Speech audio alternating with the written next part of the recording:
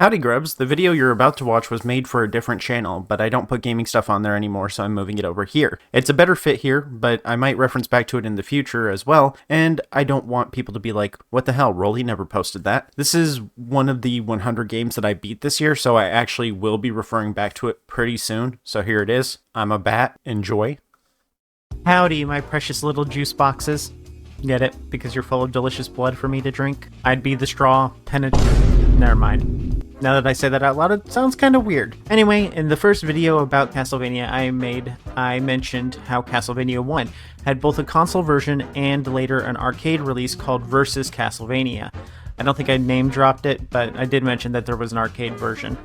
It was pretty common for older games to be released on arcade and console simultaneously or around the same time. In Japan, arcade games are still super popular, but in the US, they sort of died with the popularization of the home console. Kind of a huge bummer, as the American arcade is now a glorified gambling hall for children while parents get shit-faced on overpriced beer and eat bad pizza. That sounded like a personal experience? No, I'm just a bat. We don't have arcades. The main benefit to having a Castlevania release on the arcade was so that people could try the series for a quarter, then maybe pick up the home console version later. But this Castlevania is kind of a tremendous upgrade to the original home console game. We get an opening cutscene, extended palette, bigger enemies and bigger sprites, and significantly upgraded visuals. History.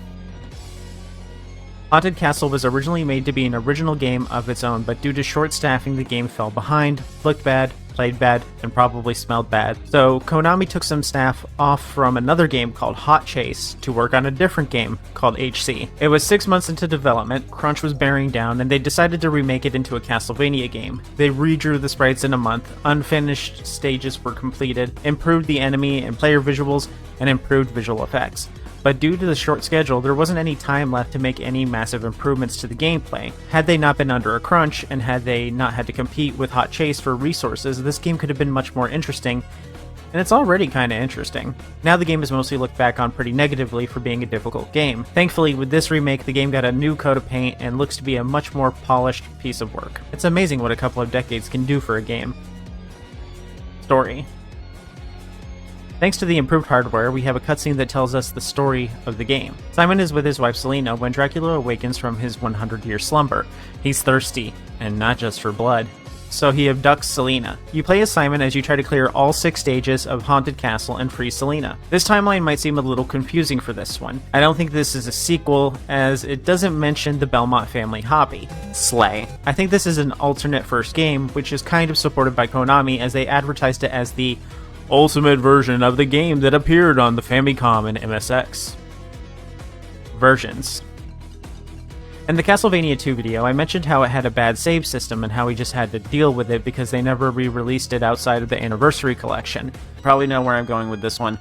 Castlevania 2 Simon's Quest uses a password system. Ew. Well, we're lucky because we now have the power of choice. You can play Haunted Castle through emulation as the regular title with some variations for difficulty, or you can play the remake and re-release that Konami made for the Castlevania Dominus Collection. Kind of weird to hide an arcade remaster in the DS re-releases, but it's not any weirder than hiding a garlic salesman under the floorboards. As a disclosure, Konami provided me the game for this one in order to stream the DS games. There was no money exchanged, they didn't tell me what to make, and they don't have any say over the script. But by law, I think I'm still required to disclose that I got the game for free, which is what that paid thing at the top left is about. It's required by law. There are some huge benefits to playing it through the Dominus Collection. For one, I don't have to source a copy of the specific arcade version I want to play. We also get difficulty options. Since it's an arcade game, they can be needlessly difficult to squeeze quarters out of people, so this is a bonus. We also get scan lines by linear filtering. I'll show some gameplay from both, but for the most part, I'll be playing the remaster because just look how freaking gorgeous this thing is. They put a lot of work in for something no one wanted or asked for. Gameplay. This is a very short entry in the series, since it's an arcade game.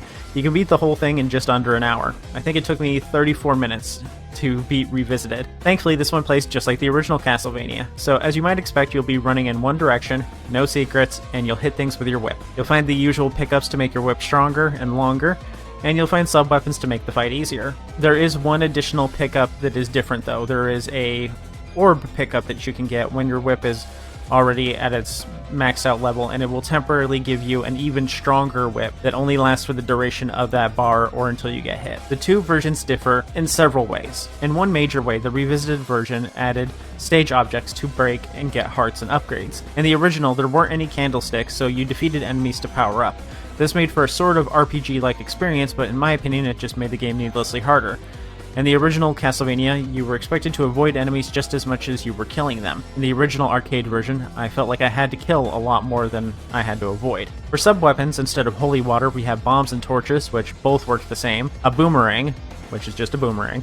The cross has changed to shoot out cross-shaped rays, except in Revisited it's a screen clear, and the watch, which is unchanged. Continues in this one are limited to just 3, but Dominus lets you change that, and other Castlevania's continues were unlimited. Weirdly, players could also insert coins to refill their health, but this would also consume a continue. It's very weird because these arcade machines are designed to squeeze every last quarter out of you. Then when your continues run out, they make you start over. Thought they would just want you to keep going and keep, wasting quarters on the brick wall you can't get past, literally. Possibly, literally. I didn't have that hard of a time with it. If I played this in arcades, I'd want to be allowed to use as many continues as I want, so it's weird to choose to make less money. When it comes to gameplay, there isn't a need for a walkthrough or step-by-step guide on how to play. In most cases, you'll continue in one direction until you defeat the boss, just like the original. Since it's an arcade game, once you remove the quarters from the equation, you can brute force the game, removing the need for strategy. Stage design in the remake is also much more forgiving, and continues won't set you back multiple screens like it did in the original. In most cases, you'll restart from right where you were standing. But that's where the similarities between the original and Revisited end. In the history section, I mentioned that the game was received poorly for being difficult. Yeah, as someone who's played it now, the accusation of it being needlessly difficult is kinda accurate. Considering you're paying quarters to play this, you may as well be paying a dominatrix to step on your marbles. One major source of issues is actually the greatly improved graphics over Castlevania 1 and 2. Everything is bigger now, including you and the enemies and projectiles. This makes everything much harder to dodge, and they hammer that point in immediately. On the very first stage, there's a storm raging and bricks from a wall come flying at you, pelting you with bricks and debris. Your massive ass is not dodging any of this. This isn't going to be enough damage to kill you, but it'll give the game a few cheap hits to help lower you down. There are several cheap moments throughout the game. The classic knockback issues from the first game, some of the bosses hunt you down, swarms of enemies can spawn at once. The platforming is easy, but with the cluttered and small screen real estate, it can be a bit of a problem.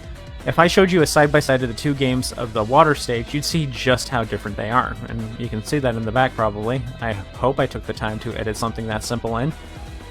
For one, you have no way of knowing this rushing water is an insta-kill until you just try. And it takes up a large part of the bottom of the screen in the original. There are leaps of faith. You can fall off the map, which makes some of those leaps of faith pointless. But falling off the map in the remake respawns you at the top. Lastly, continues and respawns are atrocious. There are way too few checkpoints. In some places, you'll be put back 3 to 5 screens, having to redo tedious, slow platforming all over again. HC Original is genuinely an awful experience. If you insist on playing Haunted Castle, don't. But if you still insist, get the Castlevania Dominus Collection. Not only will you get 3 of some of the best Castlevania games out there, but you'll also get Haunted Castle Original and Revisited. In this version, both HC games come with difficulty options like making the game easier and reducing how much damage and how many continues you can have. It's way easier than trying to source the original arcade version and get the correct version that makes the game easier. Now, Haunted Castle Revisited is a treat by comparison, but I mean making a better version of a hard game shouldn't be difficult when you're using technology that came out almost 3 decades later. Anyway, beautiful sprites, classic gameplay, actual stage items that we can break for items, challenging but fair fights, massive screen-filling bosses, great music. That's pretty normal for Castlevania. I can't think of a single Castlevania with bad music. And best of all, the stages are designed to be much more fair. Now, the problem is that it is a better version of the original in almost every way. The original was a feat of crunch. They're lucky that the game was as good as it was with the limited time that they had. But in the process of remaking it, they made a game that is too easy to be an arcade game, but is too short to be a proper Castlevania entry. So yeah, it's better, but it's not really an arcade game, but it's also not long enough to be comparable to a core entry. Good thing there are difficulty options though. But HCR is everything I love about Castlevania. Good music, good visuals, classical storytelling, cool enemies. It's great from top to bottom, but the story is a bit lacking, of course. You only get a 5-second cutscene at the beginning and end. The ending is Simon and his bride holding each other as Dracula's castle sinks. Then it shows your score and lives used.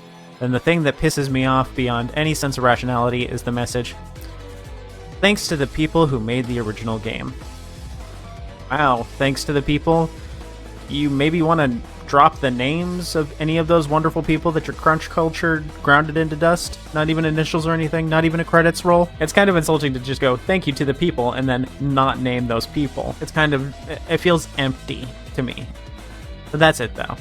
I don't really recommend the game on its own, as the only way to experience Revisited is to buy a $25 game. Revisited definitely isn't worth that kind of money alone, but you should get Dominus for Dawn of Sorrow, Portrait of Ruin, and Order of Ecclesia.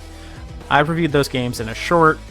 Obviously I'm going to go back with a bigger video, but all three of those are great, and HC Revisited is a neat bonus from a historical value kind of sense. Overall, not a bad experience, but not one I'd pay for alone. I'm not very big on arcade games. In the next video, I'll be talking about Castlevania Adventure for the Game Boy Original. I hope you're a fan of Puke Green. Thank you for watching, and thanks to patrons, YouTube members, and people who leave supers. Recently I made my streams ad-free as a thank you.